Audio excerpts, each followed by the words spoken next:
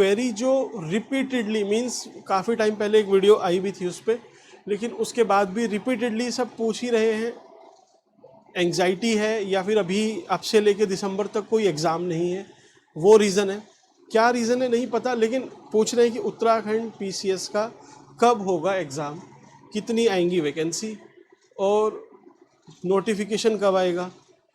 और अब तो क्या है, कुछ लोग ये भी मैसेज कर रहे हैं कि सर इस वाले जो भी विभाग है उसकी कितनी वैकेंसी आएंगी। अरे भाई वो तो कोई बता ही नहीं सकता, ठीक है।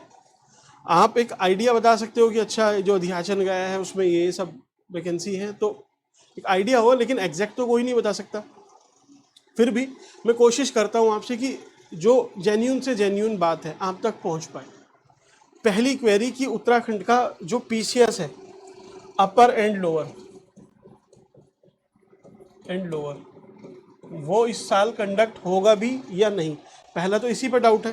तो यस, कंडक्ट होगा, कोई डाउट नहीं है। फिर कब होगा, तो चलिए कब होगा, सितंबर, मैंने आपसे बोला था सितंबर और अक्टूबर में ही इसको कंडक्ट होना है, ये भी कंफर्म है। आप बोलोगे सितंबर अक्टूबर में होना है, तो उससे पहले नोटिफिकेशन भाई अगस्त जुलाई जून, 2 महीने पहले तो नोटिफिकेशन आएगा ही। तो आपका नोटिफिकेशन कब आएगा, तो भाई जून में आ जाएगा नोटिफिकेशन, है ना, जून, लेट जून हो जाएगा, बस इतना ही होगा। अब अपर लोअर एग्ज़ाम, ठीक है, ये सब। अब वैकेंसी कितनी रहेंगी, वैकेंसी का एक जो डाउट रहता है, क्योंकि देखिए उत्तराखंड क्या है, छोटा राज्य है और रेगुलर एग्ज़ाम कंडक्ट करा रहा है। देखिए 24 में कराया, 25 में भी कराया, और अब 26 में अगर एग्ज़ाम होने ही वाला है। तो ऐसा नहीं है भाई 13 ज़िले हैं, उन 13 ज़िले में डीएम तो केंद्र से ही आते हैं, है ना, वही आईएएस ही बन जाते हैं। तो उसके लिए प्रमोट होने के लिए एसडीएम की पोस्ट, फिर डीएसपी।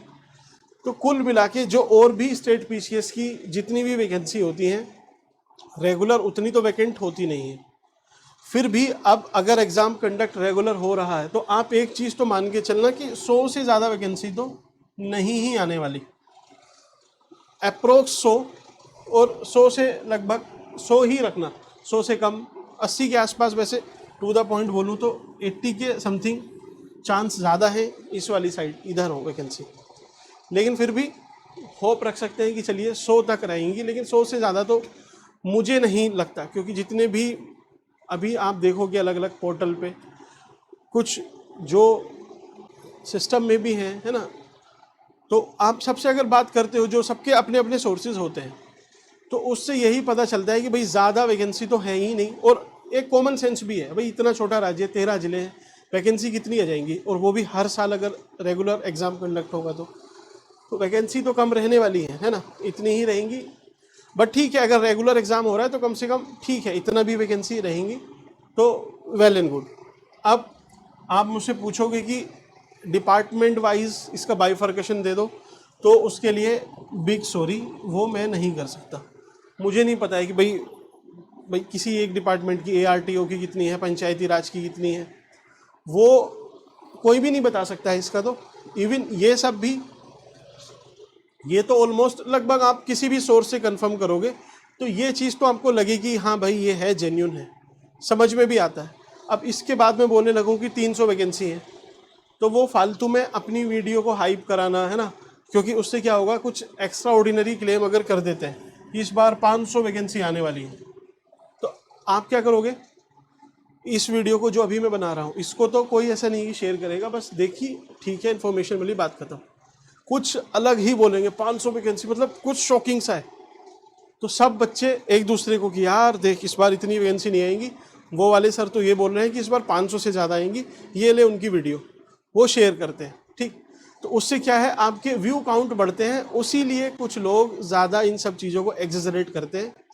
उन सब चीज़ों में नहीं जाना है ना, जेन्यून से आप इन सब चीज़ों में आपको भी नहीं पढ़ना है।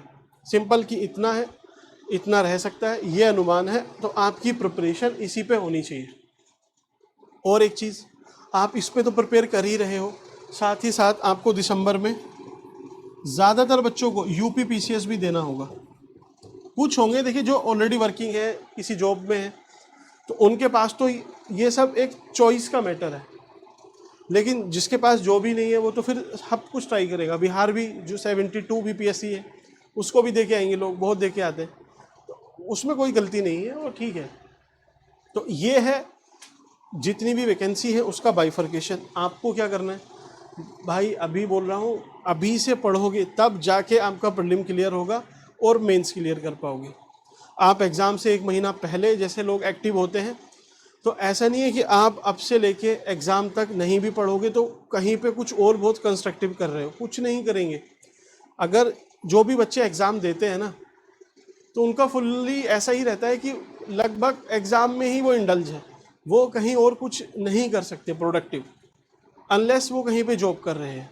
तो आप लोग, जो लोग अभी कहीं पे प्रिपरेशन मीन्स स्टार्ट करने की सोच रहे हो, आप ऐसा भी नहीं है कि कहीं पे ऑक्यूपाइड हो, तो आप मान के चलो आज ही से स्टार्ट कर दो, कोई लेट नहीं हुआ है। और ना ही ऐसा है कि आप 1 महीने पहले स्टार्ट करोगे तो आपका हो जाएगा, कुछ बच्चों का हो जाता है, लेकिन कुछ लोग मिलके सिर्फ एक्सेप्शन बनाते हैं, कोई जनरलाइजेशन नहीं करते। रूल जो बनता है वो बनता है जब लगभग सब लोग एक तरीके से एक डिफाइंड पैटर्न में तैयारी करते हैं, उसके बाद प्री मेंस और सिलेक्शन लेते हैं। वो रूल है, वो एक प्रोसेस है। अब कुछ बच्चे आते हैं 8-10 की मैंने 1 महीने पहले पढ़ा, 1 महीने पहले मेंस किया, मेरा हो भी गया, फाइनल हो गया और मैं वहाँ पे पहुँच गया, तो वो एक्सेप्शन है। आपको, हमें नहीं पता कि उसका क्या बैकग्राउंड था, क्या उसने 3 साल पहले सब कुछ पढ़ के छोड़ दिया था फिर से आया, ठीक है, वो एक्सेप्शन है, एक्सेप्शन रूल नहीं बनाते। आपको, हम भाई एक जनरल एवरेज स्टूडेंट मान के चलो, बिलो एवरेज मान के चलो, तो उसके हिसाब से ही प्रिपेयर करना है कि भाई इसी तरीके से किया जा सकता है और इसी तरीके से सिलेक्शन लिया जाएगा। कुछ भी एक्स्ट्रा ऑर्डिनरी करने के चक्कर में मत पड़ो, जो ज़्यादा चांस है जिस चीज़ के पूछने के उसको अच्छे से तैयार करो, बाकी चीज़ पे आप थोड़ा गैस, थोड़े लॉजिकल रीजनिंग वो सब लगा के आप डील कर लोगे। तो ये है मेरी साइड से। बाकी जो भी लोग मैसेज कर रहे थे, प्लीज़ आप पहले इसको देख लेना, उसके बाद मैसेज करना, है ना। मैसेज कर लेना, लेकिन इसके बाद, इसके पहले नहीं। फिर मैं आपको लिंक शेयर करता हूँ कि ये लीजिए वीडियो, पहले इसको देख लो, प्लीज़ पहले आप देख लेना इसको, ठीक है। चलिए, थैंक यू।